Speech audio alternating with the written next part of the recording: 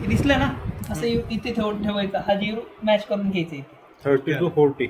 30 नाही 40 to 50 40 to 50. इथे लिहिलेलं आहे Switch play वर. ठीक आहे. त्याच्यानंतर press O2 flush button build up a pressure of the 15 to 30 millibar.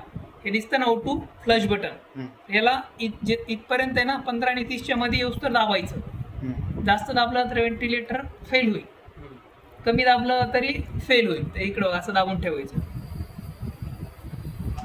20 समजलं, 20 गेला तुला की सोडत द्यायचं. आता ते सिस्टम लीक टेस्ट करायचं तर ठीक आहे, थोडे टेस्ट चालू आहे. नाही एकदा सुरुवात करून झाली होती आपली. इथे नाव येतो ना लीक टेस्ट. जेव्हा तुमची मशीन चालू राहणार ना, इथे लीक टेस्ट नाव येतं. पॅरामीटर स्टँड पाहिला आहे, ते लीक टेस्ट होऊ दे, मी तुम्हाला दाखवतो. लीक टेस्ट फेल गेली, हे खालचं कॅनिस्टर आहे ते व्यवस्थित लावलेलं आहे की नाही ते चेक करायचं. हे पहिलं चेक करायचं सगळं.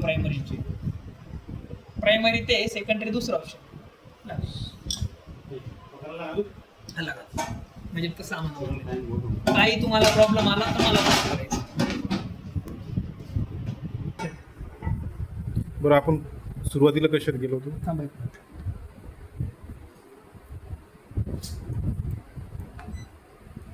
हे सुरुवातीचं डिस्प्ले स्टँड बायचं, इथे लीक टेस्ट दिसलं ना.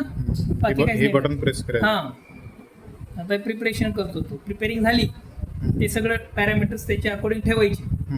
समजलं ना. त्याच्यानंतर फ्लश बटन दाबा 20 पर्यंत 15 आणि 30च्या मध्ये. बस, जास्त केलं तर फेल, परत करायचं.